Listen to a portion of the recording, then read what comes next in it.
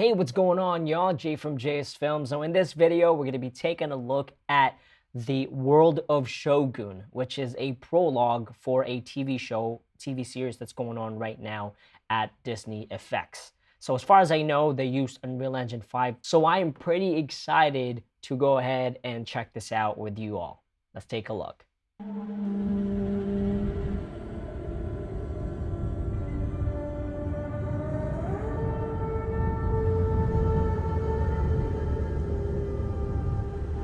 Some are born under the banner of greatness.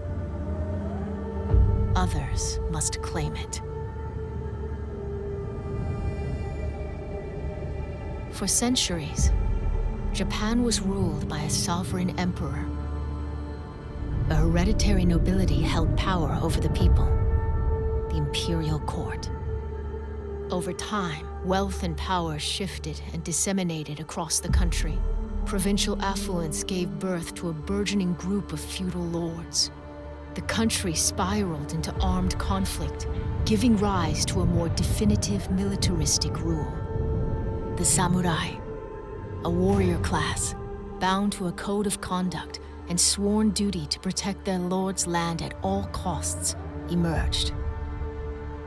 The unprecedented rise of the samurai severely diminished the emperor's authority, unleashing an insurrection that established a new commanding ruler atop the social structure, the shogun.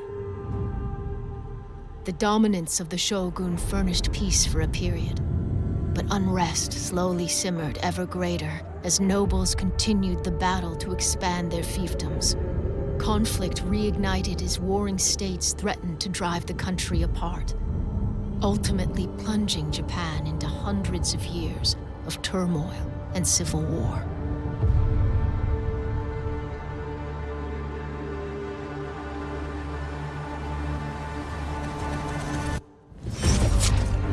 War was a way of life. Death before dishonor. The essence of what it means to be a samurai. But true honor can only be attained through victory in battle. Bound by the code, defeated samurai must take their own life through the ritual of seppuku. The preceding events accurately reflect the true history of the samurai's rise to power. These events inspired the acclaimed fictional novel by James Clavell. Now, enter the world of the original series, Shogun. Japan, 1590. Chaos has reigned since the fall of the last shogun. The country enters a period of peace under a new leader, the Taiko. But this moment of unity is short-lived. The Taiko dies, leaving behind a 7-year-old heir not yet of age. The fate of the nation is thrown into jeopardy. A council of regents is assembled. One Busho from each of the 5 major regions who control territories of strategic importance. Yoshi Toranaga of Kanto. Sugiyama Josui from the northern regions. Ono Harunobu from Bungo. Kiyama Ukon Sadanaga from Higo. Ishido Kazunari of Goshu.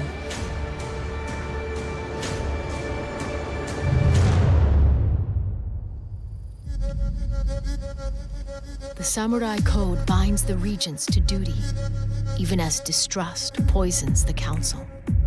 In the absence of Nakamura, Ishido takes the seat at the helm of Osaka Castle, the impenetrable fortress where the highest of the warrior class converge at the center of power. Within this samurai class, women are educated, accomplished, trained in the ways of war, and maneuver to influence the regents. Beyond these imposing walls lies the gateway to trade and influence from the outside world. A Christian faith war is bleeding onto the shores as Catholics and Protestants carve up the Western world into religious battlegrounds. The Catholics assert their reach across the Japans, attempting to convert the masses. These foreign agendas further deepen the divides within the country, where each Busho has an unspoken agenda for greater power and control. They build upon their already great samurai armies. But the will to rule will be forged in the blades of the samurai's katana, as new and ancient bloodlines struggle for supremacy.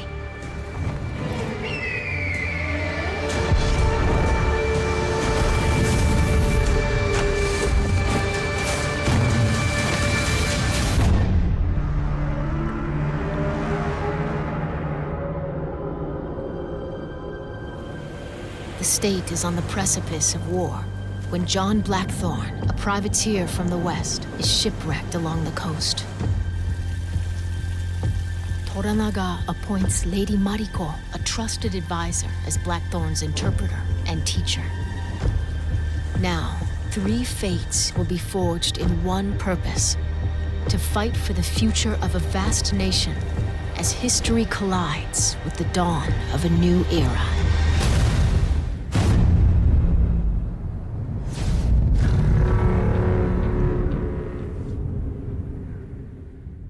All right, so that was pretty much it for the actual prologue.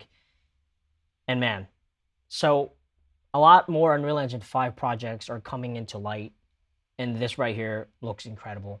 Now, as far as my understanding, majority of these shots were Lumen. I know that's kind of one of the things that we've discussed here on the channel for a very long time, ever since Unreal Engine 5 came out, was, will Lumen be good enough for animation and things like that?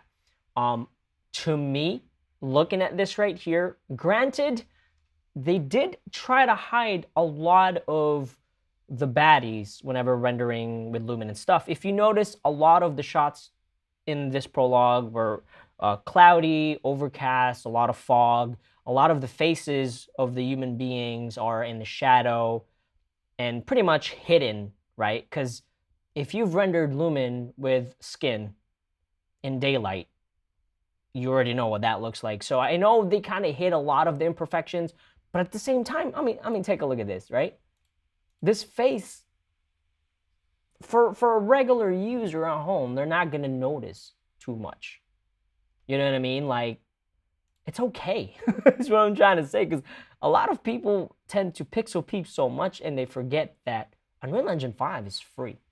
You know, I mean, obviously, again, right here, a lot of the faces, this soldier is looking away from the camera, the soldier's looking down, obviously, and the shot's kind of far, but whenever they close in, a lot of shadows on the face, because it's very hard to do it.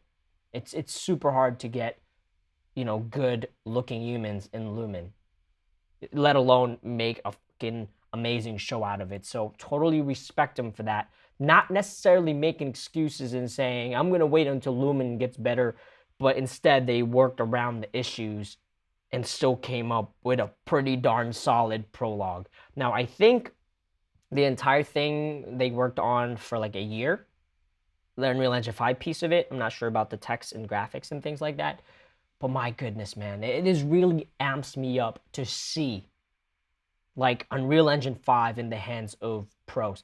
And I did notice some stuff going on that I've seen with Spider-Verse, I've seen with Hibaro, with Netflix, that one of my favorite animation, is that they're starting to paint over the CG element. Like, this to me looks like a 3D render, and what they do is they paint over it to give it that stylized look. I might be wrong, but let me know in the comments below what you think, but I feel like that's what they did in some of the shots here, that they kind of painted over it in Photoshop or whatever, like especially this shot. So to me, I feel like these characters are 3D. They're like Unreal Engine 5 skeletal meshes, but they stylized it, if you will. Again, this water system here looks good. I'm curious to know what they used. Did they use a plugin? Did they use the water system, the ocean system that's already built in Unreal Engine 5? Is that a composited water? I don't know. But to me, I think even with this color grade on it, I think the regular Unreal Engine 5 ocean system can pull that off right here. So, yep, so let's take a look. The color palette is amazing. The cinematography, the low lighting is really good. I mean, look at this shot. This is probably a bunch of stuff composited together, to be honest with you. I can kind of see the seam over here. Again, stylized or whatever. This might be a 3D object, in the foreground. But yeah, this could be anything, to be honest. But I strongly believe. Now, this right here is definitely CG. This is definitely Unreal Engine 5 right here. This has the symptoms of Unreal Engine 5 all over it. Really nice simulations on that cloth, if it is Unreal Engine 5. Very good on that. Wonder if they use Chaos Cloth, or did they use, like, you know, simming outside and just caching it in. This is really good right here. This looks cool. Again, I think they're going to show, like, the faces here in a second. I mean, this right here, if I had to put my money on it, they probably use MetaHuman technology. They probably had epics all over it. We're probably going to see, like, a behind the scenes on this in Unreal Engine YouTube channel eventually. But this looks good. Again, with this lighting, I think they're trying to make this look like an actor, which sort of looks like the actor to me. But obviously, again, I'm not sure, you know, how they made this metahuman, if it is a metahuman. Again, I feel like I'm seeing some kind of painting over it too, which is kind of strange, right? I mean, I could be wrong. That could be deep fake. That could be something else. But, you know, can you do something like this with a metahuman? Yeah, absolutely. I mean, they're not really moving. Their face, they're not even blinking, I don't think. Pretty interesting technique there. I'd be curious. Now, this one right here is like, what? No, the lighting's good, but I don't know if that's... I really think they painted these people over to give it that stylized look, which is super interesting. This dude is definitely a freaking metahuman. I'd recognize that forehead anywhere. You know, like, that's just... This dude just gives that metahuman symptoms. Again, I could be wrong, but maybe just kind of did some stuff over the humans.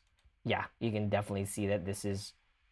Something is going on in there. Maybe painted it, maybe some kind of filter or something like that. But those eyeballs, man, I recognize a metahuman anywhere. But again, I could be wrong. This is all speculation, of course. But it's just so freaking cool. You know, I already looked at the Gundam one that's being developed in Netflix. I'm pretty sure Love, Death, and Robots, they're gonna use Unreal again. And this, I love this lighting, by the way. This is probably my favorite piece in this entire thing. I wish they were able to go from outside and kind of go in with one camera, right? Like, without the cuts, because obviously it's Unreal Engine. They could do that. Yeah, it's just, I love this fucking lighting. As you all know, I mean, I've made some samurai stuff in Unreal Engine 4 when MetaHumans first came out, so I do love this. I've been wanting to come back to it and do something like this. So I'm like studying this as I go right now. I'm studying this lighting here because obviously I love this whole thing. It's cinematic, man. Like the lighting. I mean, if we talk about the light sandwich here for a second that I've talked about here on the channel, you know, we're talking about light, dark, light, dark. You see it here. Although I think they faded in a little bit of the darkness, but you see light, dark, they have light again, dark, and they have light in the background to give that backdrop, which is pretty nice. As you all know, I love the light sandwich. Got some nice lighting in there, some side light right here. That's a nice touch, man. Look at this. It's well flagged, I'll tell you that. It's beautiful. Nice lighting. The shot right here is definitely unreal. I mean, what's cool about it is, though, I don't see a lot of the artifacts, but then again, it's 1080p, so it's probably compressed. Actually, yeah, I do see it in the depth of field right here, but yeah, okay, I see it now. But again, it's 1080p, it's probably compressed. Now, the girl here, man, she just... I can probably say she's a metahuman. I just felt like she was too stiff, like her... you know what? Like I feel like she's just kind of floating. She didn't really have much. Maybe make her blink once or something. I feel like she was a statue, kind of walking forward. That kind of took me out. But overall, man, this is so freaking cool. This is so cool. I mean, the environment that they created in here, the wide shots. So jealous. This is great. And again, you know, when we first started with the Unreal Engine journey, now a lot of people thought that it's going to be used in animations. A lot of people, my users that I've talked to, they're like, it's a toy. It's never going to go. It's not going to be used in Hollywood or whatever. I mean, they were using it for like virtual production, but not in an animation cinematics like this.